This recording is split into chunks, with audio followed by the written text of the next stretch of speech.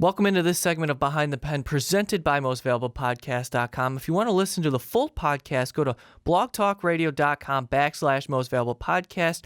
Also, we're on iTunes, so check us out there as well. Thank you all for listening as always, and enjoy the show. This podcast is brought to you by Most Valuable Podcasts, leading the league in podcasting entertainment.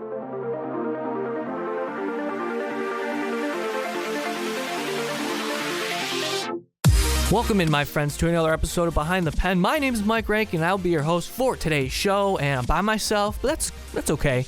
I kind of like talking to you guys one-on-one here, and I hope you guys enjoy listening, whether it's on Blog Talk Radio, YouTube, not really Twitter, but we have a Twitter at Most Valuable Pod. I'm at Rankin906. You should follow me. That's where all the good content is. If you want to listen to the full-length podcast, Behind the Pen, or any other full-length podcast we provide at mostvaluablepodcast.com, go to blogtalkradio.com/mostvaluablepodcast. We got everything for you. College football, NBA, NFL, MLB. I mean, I cover most of the MLB here on Behind the Pen. It's my favorite sport. And I'm going to talk some MLB today, specifically my favorite team, and I'm a little bit biased here, but that's okay. The World Series champions, Chicago Cubs. I'm going to mention that. I'm going to get into Chicago Bears. I'm also going to talk Chicago Bulls. If you couldn't tell, this is a Chicago Homer type podcast, and that's okay.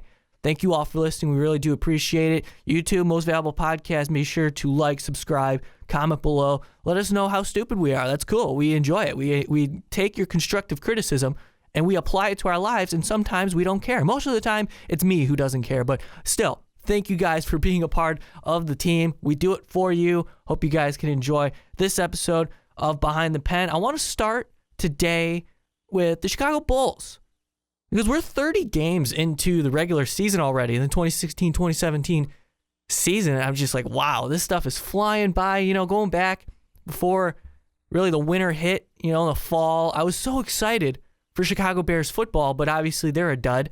And this offseason, I was furious with the way the Chicago Bulls run their operation, but was I surprised? No, because really, the Chicago Bulls stay in the realm of mediocrity on purpose, so they can, well, I'm going to get into that in a second. And like I said, I'm going to talk about Chicago Cubs baseball as well, because I haven't talked about the Cubs since Ricky and I did a full-length Cubs podcast after they won the World Series, which was incredible. Hope you guys can check that out. We still have that on mostvaluablepodcast.com.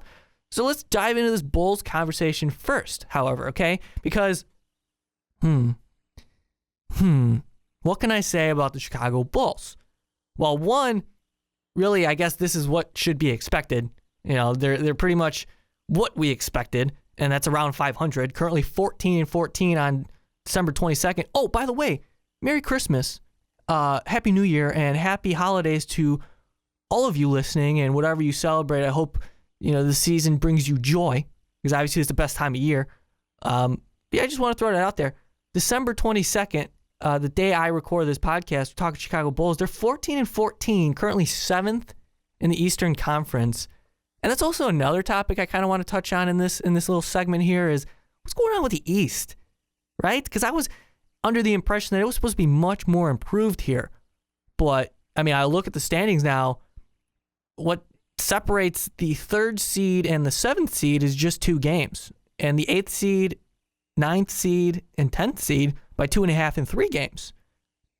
And I mean, all of these teams are technically in it. I know it's not even the All-Star break. It's not even close, right? We're still very early on into the NBA season. However, there are times where teams kind of emerge and solidify themselves as legit. Like, obviously, the Cavaliers, that's a given. The Raptors are the Raptors. They're going to be there as well. But how interested are you in the Celtics? You know what I mean? And the Hornets, I mean, they're defensive heavy first. The Knicks show up one night, they disappear the next. You know, obviously, you have all of these high level talented players there. I mean, Derrick Rose still got game. Kristaps Porzingis, he's legit. Obviously, Carmelo Anthony, what can I say? Top 10 player in the NBA. Joakim Noah, you don't know what you're going to get from him.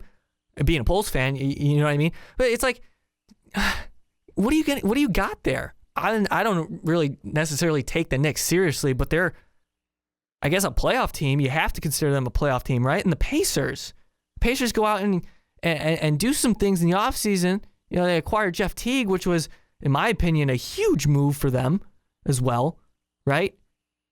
Thaddeus Young. I mean, and Paul George, one of the best two-way players in the NBA. He should be. I mean, Paul George has been So I don't know. And the Bulls are looking up at all of those teams. The Hawks, they're bad. The Milwaukee Bucks. How about the Milwaukee Bucks, ladies and gents? You look at this Eastern Conference, and you're telling me if you had to pick one team out of the East that's not the Cavs, and really the Raptors and Celtics are going to be there for a while. Other than that, I'm looking at the Milwaukee Bucks right now. It's going to take a minute, a year or two. But you talk about some of the players that the Milwaukee Bucks have in terms of young talent in the future of the Milwaukee Bucks. Yeah, they're scary. If I'm the Bulls, I'm like, okay, well, they're probably going to run the table for years. And I say that because I wanted to bring this up early in this show, is that I look at player efficiency in the NBA this year, and it's kind of interesting to me. Really, I look at this, and if I had to ask you who the best player in terms of overall efficiency that goes into defense, shooting, valuable minutes, assists, not fouling out, you know what I'm saying? If you put that all together and you talk about individual game value, if you're ranked in after a performance in an NBA game, you tell me 30 games into the season who the best player in the East was. Obviously you would say LeBron, but other than LeBron, who comes to mind? Because the best player in the East, according to the value system here on team rankings, is Giannis Antetokounmpo. Now, I hope I said that right. It was difficult. I remember Stacey King trying to pronounce this dude's name, butchered it completely. It was one of the first games in the NBA season. It was hilarious. But it's Antetokounmpo, guys. He's fifth.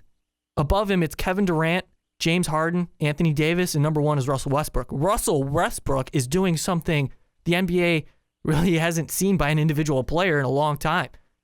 This dude is commanding the floor, triple doubles every other night, outperforming his opponents single-handedly. It's incredible. But I just wanted to throw that out there as well. You have LeBron. DeMarcus Cousins is 7. What about that mouth guard incident too? He just spits it at the Portland bench and then he gets kicked out, comes back in, you say, oh, it was an accident. He was talking and it fell out of his mouth. No way. Absolutely not. You watch the video, it's clear as day. He spit it at whatever. We're not talking. I digress a lot on Behind the Pen. I hope you guys can bear with me. I'm going to get to the Bulls in a second, but I wanted to preface this conversation with just kind of this conversation first. 9 is Jimmy Butler, by the way, according to player efficiency and ratings. Now, I don't necessarily agree. Jimmy Butler is a top 10 NBA player. Okay, you can come at me all you want. I don't think he's there yet. I'm not saying that he can't get there. I think a reason why he can is because of his work ethic. We saw that throughout early in his career, how he developed his jump shot, and then he extended it to the three-point game of his own. Then he was able to beat his man off the dribble by himself, create his own opportunities, right? So Jimmy Butler is definitely superstar potential, but right now he's just a complimentary guy on a legitimate contender, which the Bulls are not. Now let's talk about the Bulls, please, because let's get into that. So the Chicago Bulls go into the regular season with this idea that they're going to be competitive. And in this Eastern Conference, if this team doesn't make the playoffs, somebody should be fired, which is not going to happen. However, maybe I'm a little hard and a little harsh, but I look really in the short term, relatively. The last 3 drafts, you come out with McDermott, you come out with Bobby Portis, and you come out with Denzel Valentine.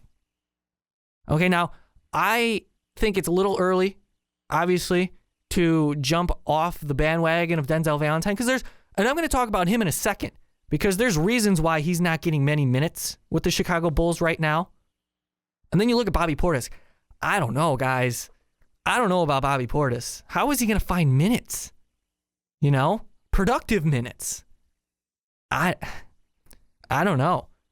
But McDermott, I like McDermott.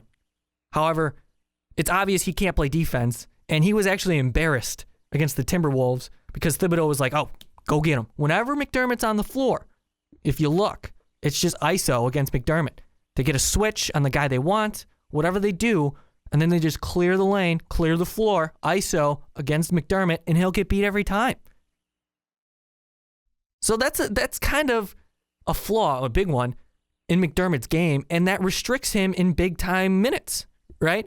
And it sucks for Hoiberg, too, because Hoiberg's going to have to complement that, and they know it. The Bulls staff knows it, right? They can't put McDermott out there in a big-time spot late in the game needing a defensive stop. He's not going to be on the floor. So you have to rely on guys like Nikola Mirotic. And Mirotic, these complementary players. Now, I'm not saying this roster isn't talented, because they have some pieces, obviously, right? But if you're relying on complementary guys like Mirotic and McDermott specifically, when they're on, they're good. The Bulls are good. However, for the most part, they're just not, right? And Mirotic is in his third season. He played a lot overseas as well before coming to the NBA, so it's not like he's still transitioning here. This guy's been playing the game for a long time. He should be able to find his role, but in the Bulls, you just can't. I don't know what he does. I mean, obviously he's a stretch forward, and if he's off in his shooting game, he's pretty much invaluable. Or, well, that's actually being like super valuable. You know what I mean? Not valuable. You can't play him. So I look at this Bulls roster as a whole, and I do feel bad for Hoiberg.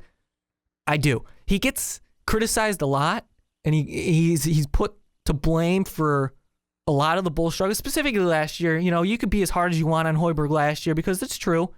You know, first year NBA head coach, didn't have any control of the locker room, had to deal with a lot of kind of characters there. But they cleared out some thorns in his side. However, management didn't really help him out here in year 2. Although I do see, and I think a lot of people can agree, a change of pace and a somewhat of the style of offense that Hoiberg wanted to instill in the Chicago Bulls. We're seeing it, right? We're seeing transition. That's what he was coming out of college. That's what he was in Iowa State. Push the floor, transition basketball, spread it out, shoot the three, light him up, and run. And he said that in his press conference. That's what he wanted to do. He doesn't have the personnel to do that, and that goes to Garpax. They're not giving him the appropriate players to run the system. And I brought up Denzel Valentine earlier. This is what I mean. You draft a guy in talented Denzel Valentine. I like him. I like the pick. However, his game is strictly a facilitator. That's where he makes his money, running the floor. He's got great court vision, and that was his draft scouting report. You look at it, and he says, yes, he will find the open man, create opportunities. He can't beat his man one-on-one. He's not really a good spot-up shooter off a screen, and that's what the Bulls are asking him to do, and that's a main reason why he's not seeing much minutes. You know what I'm saying? So it sucks. I want to see the younger players like Jerry and Grant as well get some more time, but it's difficult. And a lot of the reason why the Bulls need to have success when they're winning, it's largely based on Rajon Rondo's performance. And I hate to just single out a specific player, but he's got so much influence on this team. And I'm as hard as anyone on Rondo, and I want to be as objective as possible here. I don't like him. I will say that right now. I don't like him. However, I can't not say that he provides some sort of value to this team, because he does. He's great. He's got great vision. Obviously, he creates opportunities for his teammates, but he's got to take responsibility, especially since he's in control of the flow of the game. Now, sometimes he just disappears. He just seems lethargic. He's uninterested, and he takes unnecessary gambles on the defensive end. Speaking of defense, he can't really play it. You know what I mean? And obviously, he can't shoot.